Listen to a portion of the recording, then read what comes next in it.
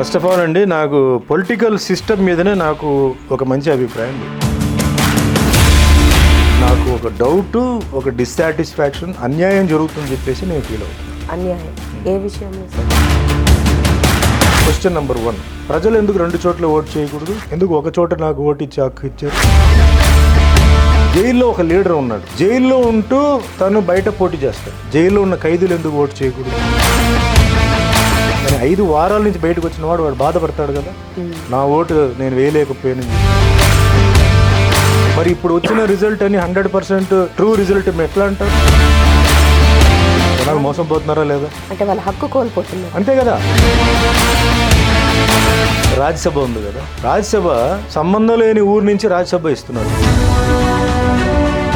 రాజ్యసభ మటుకి కర్ణాటక నుంచి మీరు ఎక్కడో నార్త్ ఉన్నవాడికి మీరు రాజ్యసభ సీట్ ఇస్తున్నారు. మరి కర్ణాటక వాళ్ళకి మోసం చేసినట్టు కదా. రాజీనామా చేసి ఇక్కడికి వస్తారు. అది వీళ్ళందరూ కాన్స్టిట్యూషన్ మార్చాలని చెప్తున్నారు. ముందు దీన్ని మార్చండి. ఆ దాంట్లో వాళ్ళకి సబ్జెక్ట్లో అవగాహన ఉందా లేదా? డెంటిస్ట్ పై సైంటిస్ట్ చేయమంటే ఎట్లా అవుతుందండి? ఒకప్పుడు 1000, తర్వాత లక్షలు, ఈరోజు కోట్లు డబ్బు, ప్రజల డబ్బుతో గవర్నమెంట్ నడుస్తుంది. వేస్ట్ అవుతుంది. పోనీ వేస్ట్ అవని, డెవలప్మెంట్ జరిగితే హ్యాపీ. ఎట్లా ఉందంటే భారత రత్న చనిపోయిన తర్వాత ఇస్తారండి. ఆత్మ పై నుంచి చూస్తున్నారు. సెంట్రల్ మినిస్టర్ అవుతారు కదా, సో ఆయన ఎక్కువ ఎక్కడ ఉంటారండి? ఆయన ఢిల్లీ ఉంటారు. మరి ఇక్కడ ఎవరు చూస్తారు? ఇలాంటి సోల్జర్స్ అందరికీ మెడలు, సర్టిఫికేట్ ఇవ్వడం కాదు, చనిపోయిన వాళ్ళకి 5 కోట్లు ఇవ్వాలి. నాకు ఒకటే నా స్లోగన్ అంటే మెనీ రిలీజన్స్ వన్ గాడ్. మీ రిలీజన్ గొప్ప కదా, నేను 500 సంవత్సరాలు బ్రతుకుతా అని చెప్పి మీ రిలీజన్ చెప్తుందా? కులం లేని ఒకదానికి డబ్బు.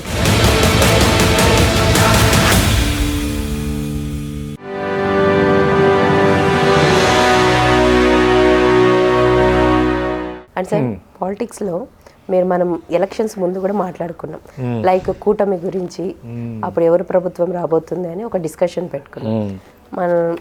మీరు విష్ చేసినట్టుగానే కూటమి వచ్చింది, లైక్ బీజేపీ. మరి ఇప్పుడు సెంట్రల్ గవర్నమెంట్లో కూడా వచ్చింది. సో ఇప్పుడు గవర్నమెంట్ ఫామ్ అయిన తర్వాత యాజ్ ఏపీ ప్రభుత్వం గురించి మీరేం చెప్తారు? అండ్ పవన్ కళ్యాణ్ గారి డిప్యూటీ సీఎం కావచ్చు, ఆయన ఎంచుకున్న శాఖలు, గ్రామీణాభివృద్ధి, అటవీ శాఖ మంత్రి, నీటిపారుదల శాఖ మంత్రి, అన్నీ కూడా గ్రామాలకు సంబంధించి ఆయన శాఖలు తీసుకోవడం కూడా చాలా కొత్తగా అనిపిస్తోంది. సో వీటన్నిటి గురించి కూడా మీ అభిప్రాయం ఏంటి? ఫస్ట్ ఆఫ్ ఆల్ అండి, నాకు పొలిటికల్ సిస్టమ్ మీదనే నాకు ఒక మంచి అభిప్రాయం లేదు. నేను చెప్పేది కూటమి, కాంగ్రెస్ కాదండి. ఓవరాల్ భారతదేశంలో జరుగుతున్న పొలిటికల్ సిస్టమ్ మీదనే నాకు ఒక డౌట్, ఒక డిస్సాటిస్ఫాక్షన్, అన్యాయం జరుగుతుందని చెప్పేసి నేను ఫీల్ అవుతున్నాను. అన్యాయం ఏ విషయంలో సార్? ఒక మనిషి 2 చోట్లలో ఎలక్షన్ నిలబడుతున్నాడు కదా, ఎమ్మెల్యేగా ఒక చోట్లో, ఎంపీగా. క్వశ్చన్ నెంబర్ 1, ప్రజలు ఎందుకు 2 చోట్ల ఓటు చేయకూడదు? ఎందుకు ఒక చోట నాకు ఓటు ఇచ్చి హక్కు ఇచ్చారు? అంటే నాయకులు 2 చోట్ల నిలబడుతున్నప్పుడు ప్రజలకు ఎందుకు 2 చోట్ల ఇవ్వాలి కదా? సరే, 2 చోట్ల నిల్చున్నప్పుడు అక్కడ ఇంకొక మనిషి నిలబడాల్సిన మనిషికి అవకాశం పోతుందిగా. ఈ న్యాయమా? ఒకటి, జైల్లో ఒక లీడర్ ఉన్నాడు, ఏదో తప్పు, ఏదో క్రైమ్, సంథింగ్, మర్డర్ కూడా కాదు, ఏదో సమ్ క్రైమ్కి అతన్ని లోపల వేశారు. జైల్లో ఉంటూ తను బయట పోటీ చేస్తాడు కదా, జైల్లో ఉంటూ బయట పోటీ చేస్తాడు. జైల్లో ఉన్న ఖైదీలు ఎందుకు ఓటు చేయకూడదు? జైల్లో ఉన్న వ్యక్తి పోటీ చేయొచ్చు, కానీ జైల్లో ఉన్న వాళ్ళకి ఓటు హక్కు లేదు. జైల్లో ఖైదీలు ఎందుకు ఓటు చేయకూడదు? వాళ్ళు బయటకు రాకూడదు. బ్యాలెట్ అక్కడ పెట్టండి, వాళ్ళకి ఓటు చేసే హక్కు లేదా? మరి ఇప్పుడు వచ్చిన రిజల్ట్ అని 100% ట్రూ రిజల్ట్ ఎట్లా అంటారు? ఎన్ని జైల్స్లో ఎంతమంది ఖైదీలు ఉన్నారు? కొందరు 5 రోజులకు ఉంటారు, కొందరు 5 వారాలకు ఉంటారు, కొందరు 5 నెలలకు ఉంటారు, 5 సంవత్సరాలు, కొందరు 5 సంవత్సరాలు ఉంటారు. కానీ 5 వారాల నుంచి బయటకు వచ్చిన వాడు బాధపడతాడు కదా, నా ఓటు నేను వేయలేకపోయానని చెప్పి. మరి అది రైటా రాంగా? జనాలు మోసం పోతున్నారా లేదా? అంటే వాళ్ళ హక్కు కోల్పోతున్నారు, అంతే కదా. అందుకే నువ్వు జైల్లో ఓటింగ్ బ్యాలెట్ పెట్టండి. అన్ని పార్టీలు జైల్లో కూడా ఓటింగ్ పెట్టండి, జైలు లోపలనే ఎలక్షన్ ఇది అంటే ఓటింగ్కి అవకాశం ఇవ్వండి. మరి వాళ్ళ ఓటు వద్దా? వాళ్ళు పౌరులే కదా, దేశ పౌరులే కదా. మరి దాంట్లో తప్పు చేసిన వాడో తప్పు చేయని వాడో మనకు తెలీదు. జైల్లో ఉన్న అందరూ తప్పు చేసిన వాళ్ళు కాదు, కొందరు పరిస్థితి వాళ్ళు వెళ్ళిన వాళ్ళు ఉన్నారు, కొందరు తప్పు చేసిన వాళ్ళు ఉన్నారు. తప్పు చేసిన వాళ్ళకు ఓట్ చేసే హక్కు ఉంది కదా అంటున్నాను నేను. సరే, లోకల్ నాన్ లోకల్ అని చెప్పి ఒక ఫీలింగ్ తీసుకొస్తున్నారు కదా. పక్క కాన్స్టిట్యుయెన్సీ ఆయన వచ్చి ఇక్కడ అంటారు, మరి అది వాడు నాన్ లోకల్ కదా, వాడు లోకల్లో వాళ్ళకి మీరు అవకాశం ఇవ్వట్లేదుగా. లోకల్లో ఎవరు ఉన్నారో వాళ్ళకి ఇవ్వాలి. చాలా చోట్ల ఏంటంటే సార్ వాడు నాన్ లోకల్ సార్, వాడు పక్క కాన్స్టిట్యున్సీ నుంచి ఇక్కడికి వచ్చాడు. ఎందుకు వచ్చాడు? ఈ కాన్స్టిట్యూన్సీ లేరా, మీరు ఇవ్వరా మీరు? సరే ఇది పక్కన పెట్టండి. రాజ్యసభ ఉంది కదా, రాజ్యసభ సంబంధం లేని ఊరు నుంచి రాజ్యసభ ఇస్తున్నారు వ్యక్తికి కదా. లోక్సభ అంటే ఆ ఊరు మనిషియే ఎలక్షన్లో పోటీ చేయాలి. రాజ్యసభ మటుకి కర్ణాటక నుంచి మీరు ఎక్కడో నార్త్ ఉన్నవాడికి మీరు రాజ్యసభ సీట్ ఇస్తున్నారు. మరి కర్ణాటక వాళ్ళకి మోసం చేసినట్టు కదా. ఎందుకు కర్ణాటక వాళ్ళకి రాజ్యసభ ఇవ్వండి. ఎక్కడో ఉన్నవాడికి కర్ణాటక నుంచి ఎందుకు ఇస్తున్నారు, లేదా తమిళనాడు నుంచి ఎందుకు మీరు రాజ్యసభ సీట్ ఖాళీ చేసి ఇస్తున్నారు? మరి తమిళనాడులో ఉన్న వాళ్ళకి మీరు మోసం చేసినట్టే కదా. ఇది నా డౌట్స్ అండి. అంటే క్లారిఫికేషన్ నాకు కావాలి. నేను తప్పైతే మీరు చెప్పండి, నేను చేసింది తప్ప రైట్ చెప్పడం కొత్తగా ఉంది. అంటే ఎవరు ఈ టాపిక్ డిస్కస్ చేయలేదు సార్. అంటే మాకు అది ఇదే అని డిస్కస్ చేశారు కానీ హక్కు గురించి మాట్లాడలేదు బేసిక్గా. But it's very interesting. అంటే ఇప్పుడు వీళ్ళందరూ కాన్స్టిట్యూషన్ మార్చాలని చెప్తున్నారు. ముందు దీన్ని మార్చండి. ఎంతమంది ప్రజలు మోసం జరుగుతుంది. హెల్త్ బాగలేని వాడు కూడా వాడు స్ట్రెచ్చర్లో వచ్చి అంబులెన్స్లో వచ్చి వాడు వేసి వెళ్తున్నాడు కదా. వాడేం మానేస్తున్నాడా? మరి పాపం జైల్లో ఉన్న వాళ్ళు ఎంతమంది ఉన్నారు, ఎన్ని ఓట్లు వేస్ట్ అవుతుందండి. వాళ్ళ అభిప్రాయాలు కూడా పోయినట్టే కదా. వాళ్ళకు అభిప్రాయం ఉంది కదా, ఒక నాయకుడి మీద ఒక అభిప్రాయం ఉంది కదా. రెండు చోట్ల నిలబడ్డం ఎందుకు? ఒక చోట నిలబడు, ఇంకో చోట ఇంకొకరికి అవకాశం ఇవ్వు. రెండు చోట్ల చేసి నువ్వు ఆపేసి వాడు గెలిచిన తర్వాత ఇంకో సంగతి ఏంటి మరి? అక్కడ రాజీనామా చేసి ఇక్కడికి వస్తారు. అది వేస్ట్ కదా అది మరి. సరే ఇది పక్కన పెడితే మినిస్టర్స్, సెంట్రల్ మినిస్టర్స్ ఉన్నారు, మన లోకల్ మినిస్టర్స్ ఉన్నారు. ఎంత చేసినా అభివృద్ధి జరగట్లేదు, స్లోగా ఉంది అది అంటున్నారండి. ఇప్పుడు ఏమవుతుందంటే అండి, ఆల్ సడన్ డన్ ఒక హ్యూమన్ బీయింగ్ కదండి. ఒక 12 గంటలు పని చేయగలుగుతారు కదా. 12 గంటల తర్వాత వాళ్ళు చేయలేరు. వాళ్ళకి కొంచెం రిలాక్సేషన్ కావాలి, ఏదో చేయాలి కదా. అన్ని పోర్ట్ఫోలియోస్ ఎందుకు ఒక మనిషి మీద ఇస్తున్నారు? మీ క్యాబినెట్ని ఎందుకు మీరు పెద్దది చేయరు? డబ్బు చాలా వేస్ట్ అవుతున్నాయి. డిఫరెంట్ క్యాస్ట్ వాళ్ళకి ఇవ్వచ్చు, మహిళలకి ఇవ్వచ్చు, పార్టీలో సిన్సియర్గా పనిచేస్తున్న వాళ్ళకి మీరు మినిస్టర్ ఇవ్వచ్చు. ఎందుకు చేయరు? ప్లస్ ఒకరికి ఎక్కువ ఇవ్వకూడదు. ఎట్లా చేస్తారు? శాఖ మాత్రమే ఇవ్వాలంట. ఒకటో రెండో ప్లస్ ఆ దాంట్లో వాళ్ళకి సబ్జెక్ట్లో అవగాహన ఉందా లేదా? డెంటిస్ట్ పోయి సైంటిస్ట్ చేయమంటే ఎట్లా అవుతుందండి? తప్పు జరిగింది అనుకోండి, ఒకవేళ అవగాహన ఉంది తెలుసు అని చెప్పి తప్పు జరిగితే మనం ఏం చేయాలి? వాళ్ళని వదిలేస్తావాలా? వాళ్ళకి ఎందుకు శిక్ష ఇవ్వరు మీరు? ఈరోజు డబ్బు ఉందంటే ఎవరి డబ్బు అండి? మీ డబ్బు, నా డబ్బు, ట్యాక్స్ కట్టే గవర్నమెంట్ నడుస్తుంది. ఒకప్పుడు 1000, తర్వాత లక్షలు, ఈరోజు కోట్లు డబ్బు, ప్రజల డబ్బుతో గవర్నమెంట్ నడుస్తుంది. వేస్ట్ అవుతుంది. పోనీ వేస్ట్ అవని, డెవలప్మెంట్ జరిగితే హ్యాపీ. ఫ్రీగా వెళ్తున్నాయి, వేస్ట్ అవుతున్నాయి. సో చేయండి, మీరు క్యాబినెట్ని ఎక్స్పాండ్ చేయండి. తొందరగా ఈ ఈ చైర్మన్ పోస్టులు అవి ఇవి పెట్టండి, దానికి మనుషులను పెట్టండి. అన్ని కమ్యూనిటీస్, అన్ని క్యాస్ట్, మహిళలకి కూడా మీరు ఇవ్వండి ఇంపార్టెన్స్. ఎంతోమంది పార్టీలో సిన్సియర్గా ఎన్నో సంవత్సరాల నుంచి పనిచేసేవాళ్ళు, వాళ్ళకి ఎప్పుడు ఇస్తారు అవకాశాలు? ఎట్లా ఉందంటే భారత రత్న చనిపోయిన తర్వాత ఇస్తారండి. ఆత్మ పై నుంచి చూస్తున్నా, మనిషి బ్రతికున్నప్పుడు ఇవ్వాలి. వాళ్ళు హ్యాపీగా ఫీల్ అవుతారు కదా. ఇచ్చేది కూడా ఇప్పుడు కొందరు చాలా మందికి ఏంటి ఏం జరుగుతుందో వాళ్ళకి తెలియదు. వాళ్ళు వీల్ చైర్లో తీసుకొస్తారు, వాళ్ళని చూడమంటే ఇలా చూస్తారు, తీసుకోమంటే ఇలా తీసుకుంటారు, వెళ్ళిపోతారు. ఎందుకండి అది? నేను అనేది ఏంటంటే రేపు వెంటనే ఏం జరుగుతుందో తెలియదండి. పార్టీలో ఎప్పుడు నేను చూశానండి, పార్టీలో కష్టపడిన వాళ్ళు కష్టపడుతూనే ఉంటారు. అంటే వాళ్ళకి గుర్తింపు ఇవ్వాలి. వాళ్ళు టాలెంటెడ్ పీపుల్ ఉన్నారు. ప్లస్ ఆల్ కమ్యూనిటీస్కి ఇవ్వండి. హిందూ కమ్యూనిటీకి ఇవ్వండి, ముస్లిం కమ్యూనిటీ, క్రిస్టియన్ కమ్యూనిటీకి ఇవ్వండి. సేవక కమ్యూనిటీతో పని లేదు కదా సార్. అండ్ ఎడ్యుకేటెడ్ పీపుల్ ఉన్నారు, మెచ్యూర్డ్ పీపుల్ ఉన్నారు. నేను చెప్పేది మెచ్యూర్డ్ అంటే వయసు కాదండి, అనుభవం. అంటే చిన్న వయసు నుంచి పాలిటిక్స్లో కొందరు ఉంటారు. 10 years నుంచి చూసి వాళ్ళకి ఒక 25-30 years వచ్చేటప్పుడు బ్రహ్మాండంగా అవగాహన ఉంటుంది. అసెంబ్లీ సీట్లు ఎక్కడ ఉన్నాయి, ఏ సీట్లో మేకుంది, ఏ సీటు బెండ్ ఉంది, అన్నీ వాళ్ళకి తెలుసు. అలాంటి వాళ్ళు కావాలి. ప్లస్ ఆ శాఖ ఏదైతే మనం ఇస్తామో అది వాళ్ళకి ఎంత అవగాహన ఉంది, ఏంటి అసలు ఉందా లేదా, తెలుసా తెలియదా? ఇప్పుడు ఏమవుతుంది, ఇవన్నీ డిస్ట్రిబ్యూట్ చేసేటప్పుడు పాపం వాళ్ళకి ఏదో ఒక పోస్ట్ వస్తుంది, సరే మనం తీసుకుందని చెప్పి తీసేసుకుంటున్నారు. తీసుకున్న తర్వాత కొంత నాలెడ్జ్ తెలుసు, మిగతంతా ఏంటంటే అడ్వైస్ కావాలి. సో అడ్వైజర్స్ వస్తారు. ఈ అడ్వైజర్స్ వాళ్ళ స్వార్థం వాళ్ళకు ఉంటుంది కదా, వాళ్ళు ఏమంటారు, సార్ మనం ఇక్కడ డెవలప్ చేయడం కన్నా అక్కడ డెవలప్ చేద్దాం అంటారు. అక్కడ ఇక్కడ ఆయన సొంత విలేజ్ ఆయన ఊరో ఉంటుంది, ఆయన చుట్టూ ఆయన ప్రాపర్టీస్ ఎక్కడ ఉంటాయి. ఇప్పుడు మీరు చూసారంటే ఇప్పుడు జనరల్గా చూసిన గవర్నమెంట్ మారిందా ఇంకా ఈ ఏరియా ఇంకా పోయిందండి డెవలప్మెంట్, ఇంకా అటే డెవలప్ అవుతాయంటారు. సో నేను అనేది డెవలప్మెంట్ కోసం అండి యూ షుడ్ కీప్. ఇప్పుడు ఒకప్పుడు అప్పుడు 75 years బిఫోర్ పాపులేషన్ చాలా తక్కువ అండి, ఈరోజు పాపులేషన్ పెరిగిపోయింది. ఓవరాల్గా చూసినప్పుడు 130 crores ఆఫ్ పాపులేషన్ ఉంది కదా. సో సరిపోదు, your ministerial is not enough. ఇప్పుడు for a CM you are giving a deputy CM కదా. Why you are giving a deputy CM? Because one you are satisfying, plus you are giving some important post. అంటే నేను చెప్పేది important post have to be with so very matured people who know the subject. మిగతా అన్నీ ఉన్నాయనుకోండి you have to give. ఇప్పుడు for example ఇప్పుడు ministers MPs ఉన్నారండి, ఇప్పుడు ఒక ఏరియా నుంచి ఎంపీ ఇక్కడ ఎలెక్ట్ అవుతారు. So is going to the central ఈ becomes the minister over there, central minister అవుతారు కదా. సో ఆయన ఎక్కువ ఎక్కడ ఉంటారండి, ఆయన ఢిల్లీ ఉంటారు. మరి ఇక్కడ ఎవరు చూస్తారు, ఇక్కడ విషయాలు ఎవరు చూస్తారు, ఎవరో XYZ చూస్తారు. వాళ్ళు ఫోన్ చేసి అది ఇది అంటారు, ఆయన అక్కడి నుంచి ఫోన్ చేసి ఇది అది అంటాడు. ఇక్కడ అంతా డ్యామేజ్ జరుగుతూనే ఉంటుంది. So why not keep a deputy minister here? I'm talking only about the Delhi peoples. MPs ఎవరైతే ఢిల్లీలో ఎక్కువ టైం స్పెండ్ చేసి సాటర్డే సండే వస్తారు, మండే మార్నింగ్ ఫ్లైట్లు వెళ్ళిపోతున్నారు. ఈ లోపల ఇక్కడ లోకల్లో తిరగట్లేదు, అంతే కదా. ఎలా తెలుస్తుంది? ఇప్పుడు ఇంకొకరు నమ్మి చేయడం వేరే, నువ్వు కళ్ళారో చూడడం వేరే. అక్కడే మళ్ళీ తప్పులు వచ్చింది, అదే అలా అన్నాడు కాబట్టి ఈయన ఒక రెజల్యూషన్ తీసుకుంటాడు. వాడు నిజం చెప్పాడు అబద్ధం చెప్పాడు మీకు ఎలా తెలుసు? మళ్ళీ ప్రజలు ఏం చెప్తారు, మినిస్టర్ గారికి మేము చెప్పలేకపోతున్నాం అండి, మమ్మల్ని ఎలవ్ చేయట్లేదండి, కలవనివ్వట్లేదు, కష్టాలు ఇక్కడే ఉన్నాయి, ఆయన వస్తున్నాడు ఆదివారం వెళ్ళిపోతున్నాడు, మండే వెళ్ళిపోతున్నాడు, లోపల ఎలవ్ చేయట్లేదు, మేము ఇలా ఉన్నా complete. That is why parties are changing అండి. ఎవ్రీ టర్మ్కి ఎవ్రీ 2 అదే మీరు మార్చండి.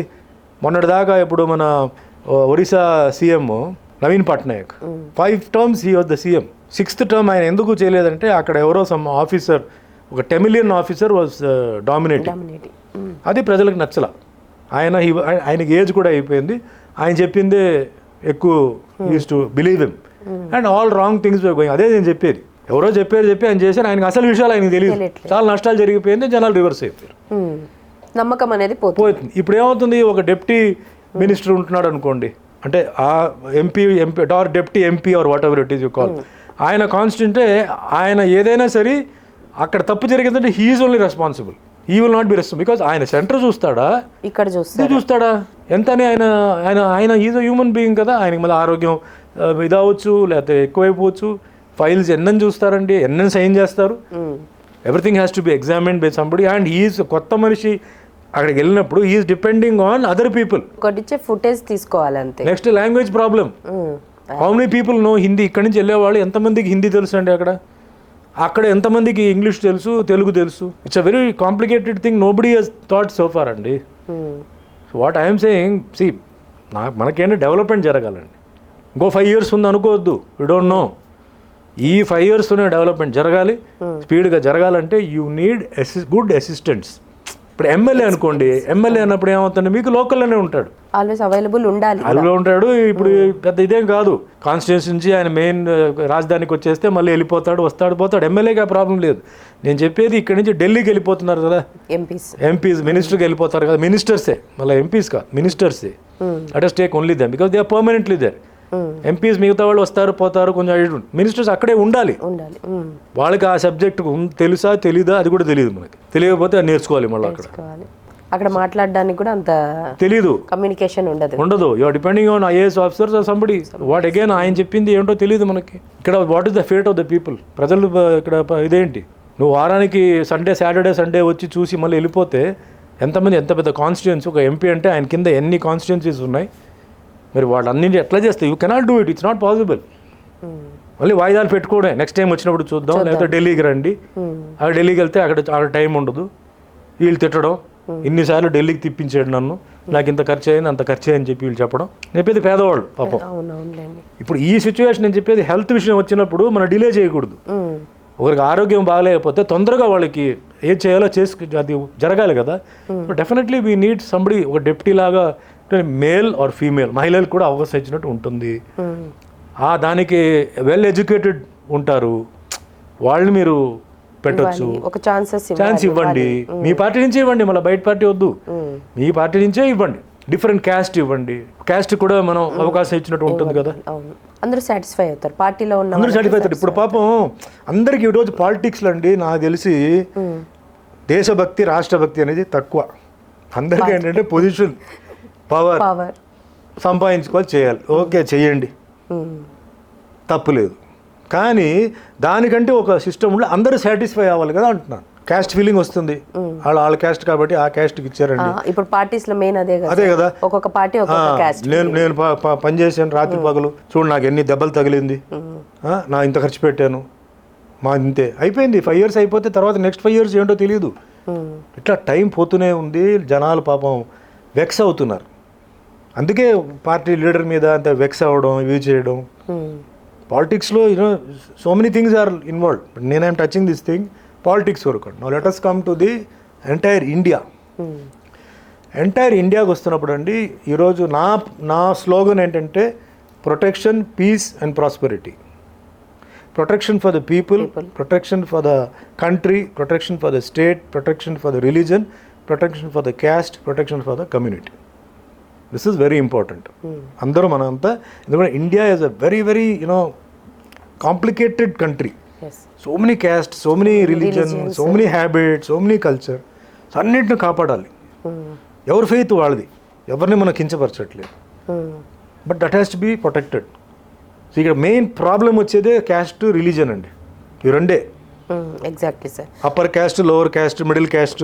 ఇక ఏపీ నుంచి ఢిల్లీ వరకు అదే ప్రాబ్లం, అన్ని ఆల్ ఓవర్ ఇండియా అదే ప్రాబ్లం అండి. తర్వాత ఇక్కడ బీసీ అంటే ఇంకో ఊర్లో అది బీసీ నాట్ రికగ్నైజ్డ్, అది OBC. Why all that nonsense అండి? అది కరెక్ట్ కాదు. అది బీసీ ఒకటే, కాశ్మీర్ టు కన్యాకుమారి బీసీ అంటే బీసీఏ పెట్టండి. Why you giving another status? ఇక్కడ హై స్టేటస్ ఇస్తున్నారు, అదే క్యారెక్టర్ కింద వస్తే లో స్టేటస్ ఇస్తున్నారు. అంటే దానివల్ల పిల్లలు ఎడ్యుకేషన్ పాడైపోతుంది. బీసీ ఉన్నారనుకోండి, వాళ్ళు వేలిపోతే వాళ్ళకి లేదు, మీ ఇక్కడ బీసీ కాదు, ఇది ఓబీసీ అంటారు. అది ఎంత అన్యాయం అండి. So that has to be corrected. Okay, దేశాన్ని ప్రొటెక్ట్ చేసే వాళ్ళు ఎవరైతే అంటే బెస్ట్ పీపుల్ అంటే ఇప్పుడు టీచర్స్ కోటా అని చెప్పి ఎమ్మెల్సీ ఇస్తున్నారు కదా, టీచర్స్ కోటా. నేనేమంటున్నానంటే దేశం భద్రత గురించి, రాష్ట్ర భద్రత గురించి టీచర్స్ ఎమ్మెల్సీ లాగానే retired defence people, army, navy, air ఫోర్స్లో you make one quota for them. వాళ్ళకి కూడా ఒక ఛాన్స్. ఏమండి, యుద్ధం జరిగే ముందే వాళ్ళకి తెలుసు ఏం జరగబోతుందని.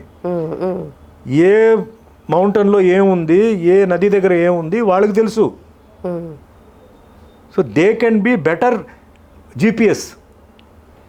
ఎట్లా అటాక్ చేస్తే ఎట్లా పోవాలి వాళ్ళని అవకాశం ఇవ్వాలి. అంటే అడ్వైజర్ కింద, advisers to the defence minister.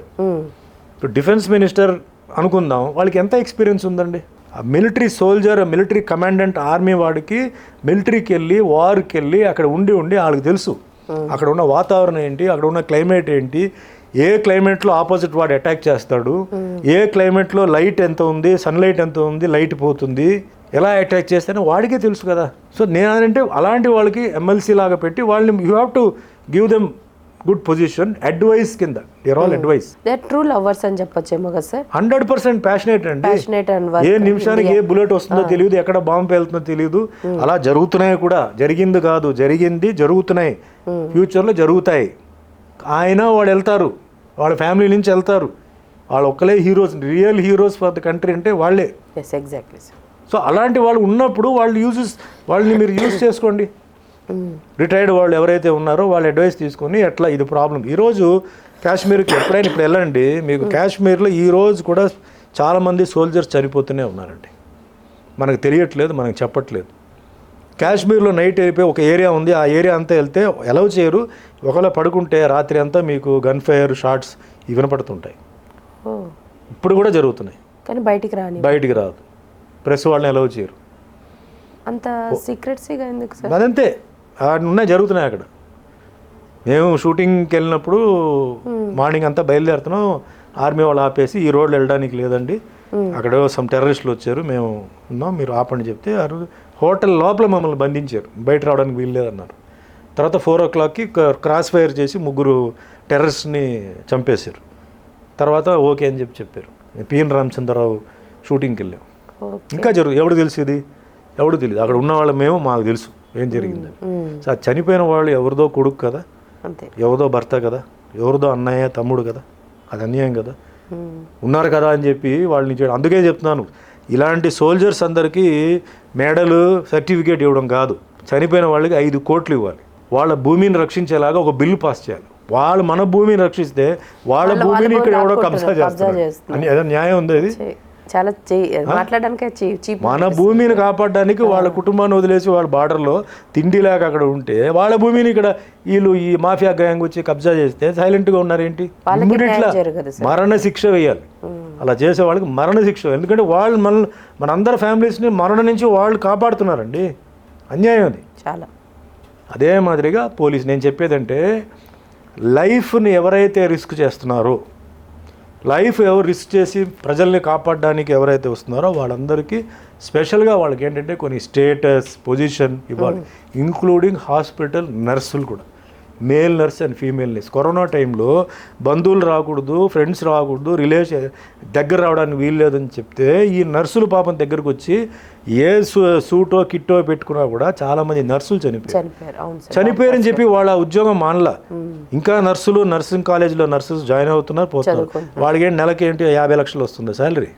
లేదు. ఎంతో ప్యాషన్తో చేస్తున్నారు. వాళ్ళు కూడా ఎవరో ఒక తల్లిదండ్రులకి ఒక బిడ్డ కదా, వాళ్ళకి ఎందుకు కన్సిడర్ చేయరు మీరు? పాపం ఆ నర్సెస్లో కూడా చాలామంది ఏంటంటే చాలామంది డ్యూటీ ఫినిష్ చేసి వచ్చేటప్పుడు రేప్, మర్డర్స్. అది అలా నర్సే కదా, అలా పుసుకుని పోతుంది. అది దాన్ని ఎవరు పెద్ద కేర్ చేయట్లేదు, పెట్టట్లేదు. సో నా ఉద్దేశం ఏంటంటే ఇది నా ఉద్దేశం, దేశం బాగుండాలి, రాష్ట్రం బాగుండాలి.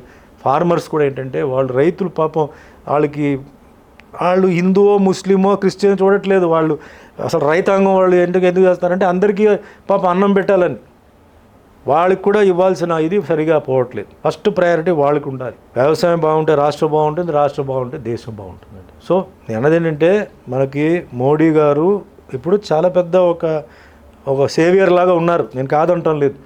చాలా వరకు టెర్రరిజం అని చాలా టైట్ అయిపోయింది, ఓకే అన్నీ ఉన్నాయి. కానీ ఇవన్నీ కరెక్షన్స్, నేను ఇప్పుడు చెప్పిన కరెక్షన్స్ ఇవన్నీ చేయగలిగితే ఇంకా డెవలప్మెంట్ స్పీడ్గా ఉంటుంది, ఫాస్ట్గా మనకి బెనిఫిట్స్ ఉంటాయి, ప్రజలందరూ హ్యాపీగా ఉంటారు.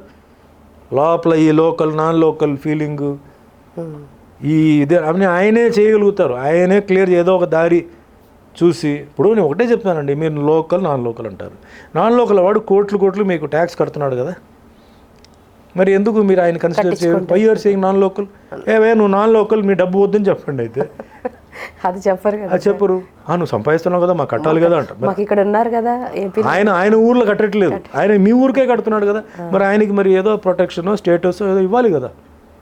వైఆర్ డిస్టెన్స్ ఇప్పుడు ముఖ్యంగా నార్త్ ఇండియన్ సౌత్ ఇండియన్ ఇది మెయిన్ డిస్టెన్స్, ఇదే మెయిన్ ఉంది.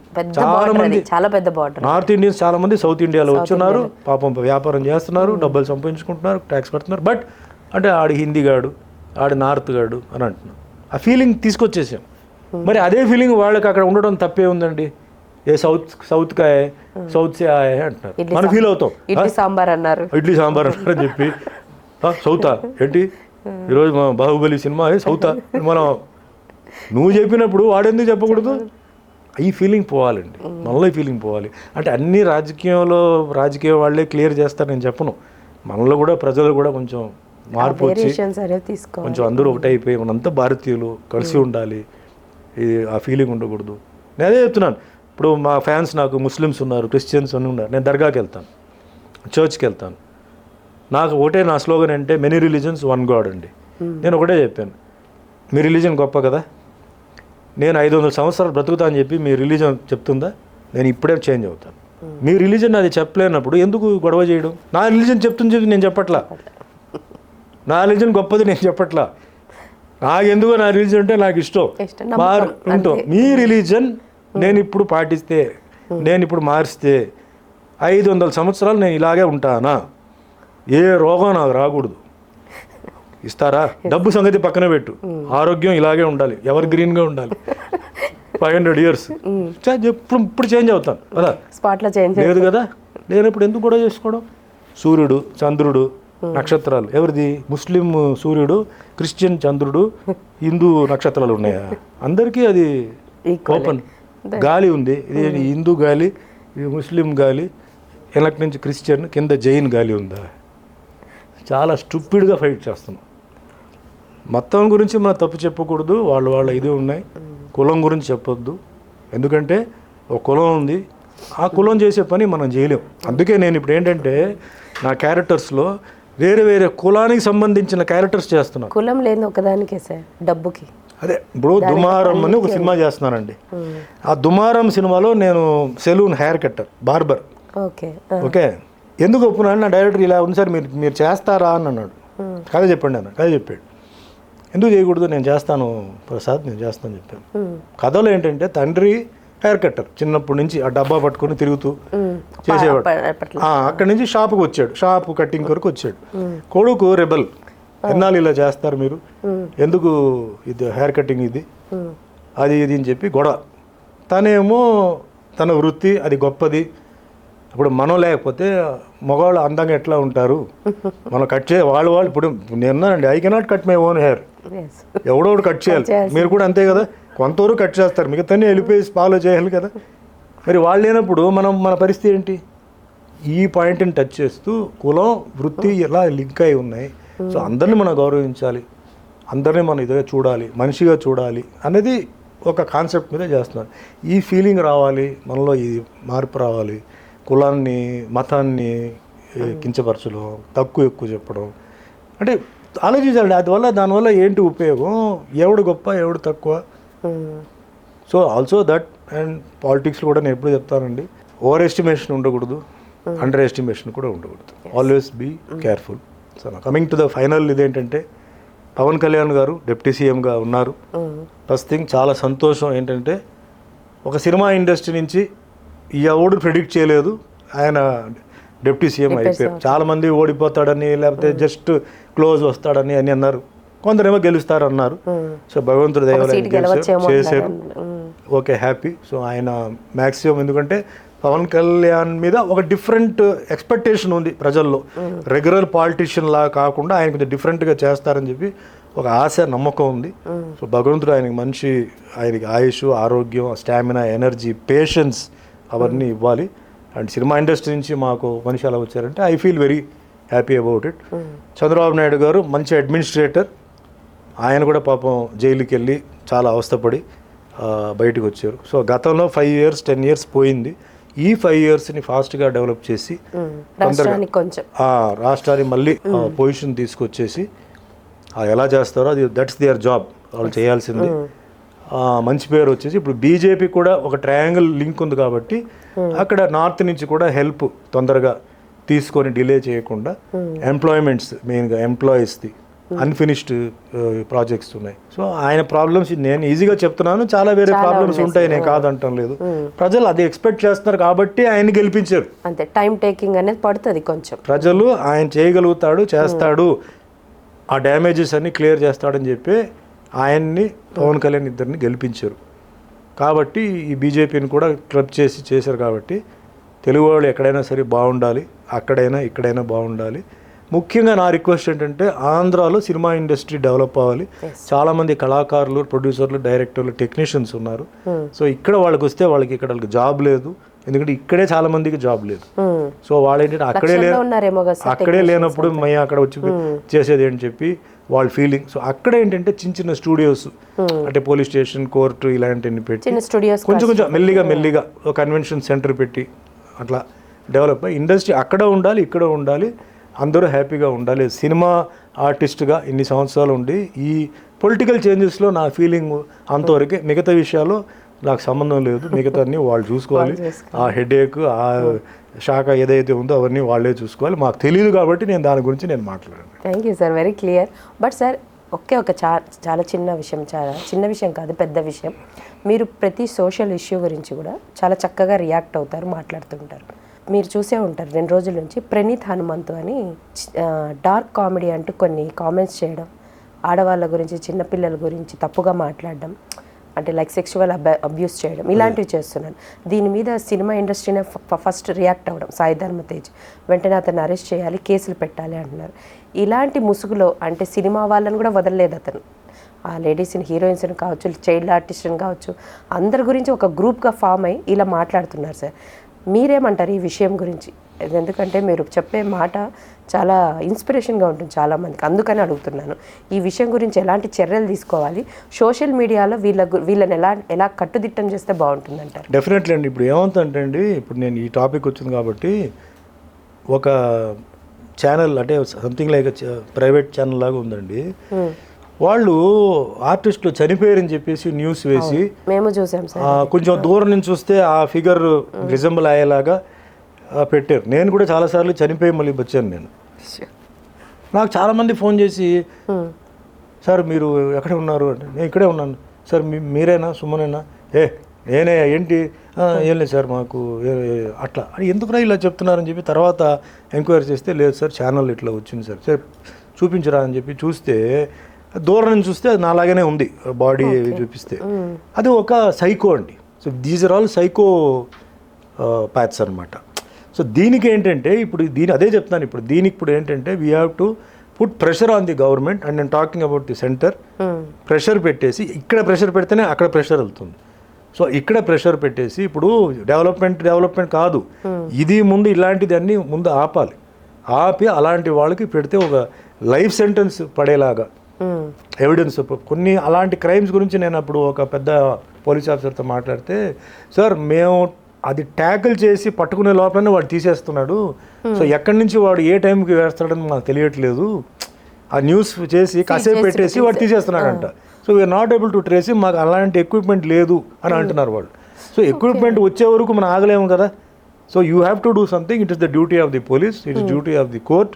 సో కోర్ట్లో you have to go legally and put a petition and also pressurize the chief minister to stop such kind of abusive ఎందుకంటే మీకు జనరల్గా ఈ వల్గర్ ఇది రేపు ఈ వల్గర్ ఇదంతా కోర్టులోనే they take it up, but court will take lot of time. దీంట్లో ఫాస్ట్ కోర్ట్ ఏం లేదు, only CM can do it.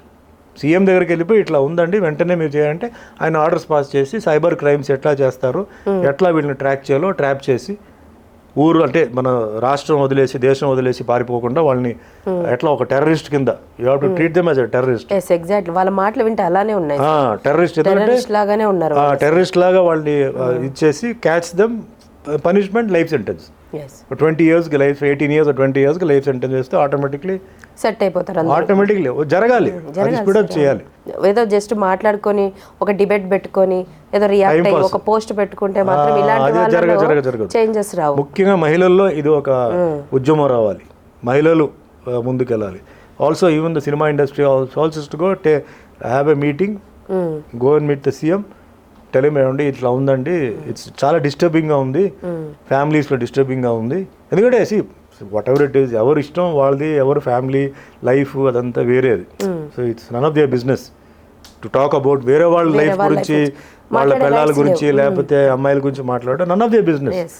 But అది పట్టుకోవడానికి అంటే మనకు లేరు కాబట్టి take the help of the CM, home department పుట్టేసి దానికి వాళ్ళు సెపరేట్గా ఒక టీం పెట్టాలి, టీం పెట్టి దానికి మూవ్మెంట్ చేయాలి. ఐ థింక్ సార్ ఇప్పుడు డ్రగ్స్కి పెట్టారు రేవంత్ రెడ్డి గారు, సినిమా రిలీజ్ ముందు ఆ సినిమాకి సంబంధించిన హీరోస్ ఒక పోస్ట్ పెట్టాలి, డ్రగ్స్ అవాయిడ్ చేయాలి. నేను పాట కూడా నేను ఫ్రీగా చేసి ఇచ్చాను. ఓ దీనికి సార్ డ్రగ్స్కి. ఓకే. ఆయన నార్కోటిక్స్ ఎస్పీ అగాడి భాస్కర్ చెప్పి ఫోన్ చేసి, సార్ డ్రగ్స్లో ఇట్లా బాగా ప్రాబ్లం ఉందండి, మరి మీరు సాంగ్ నాకు చేస్తారని నేను రాశానంటే ఫ్రీగా నేను చేసి ఇచ్చాను సాంగ్. ఇప్పుడు తెలంగాణ సాంగ్. Great sir. అంటే మీలాంటి వాళ్ళు ఇట్లా రియాక్ట్ అయ్యి ఇలాంటివి చేయడం వల్ల కొంచెమన్నా చేంజెస్ వస్తాయేమో. సో ఇలాగ డ్రగ్స్కి అయితే ఇలాంటి ఇనిషియేషన్ తీసుకున్నారో ఇలాంటి వాటి మీద తీసుకోవాలి సార్, తీసుకుంటేనే బాగుంటుంది. ఎందుకంటే చూడడానికి వినడానికి చాలా అసహ్యంగా ఉన్నాయి అతని పోస్టులన్నీ కూడా.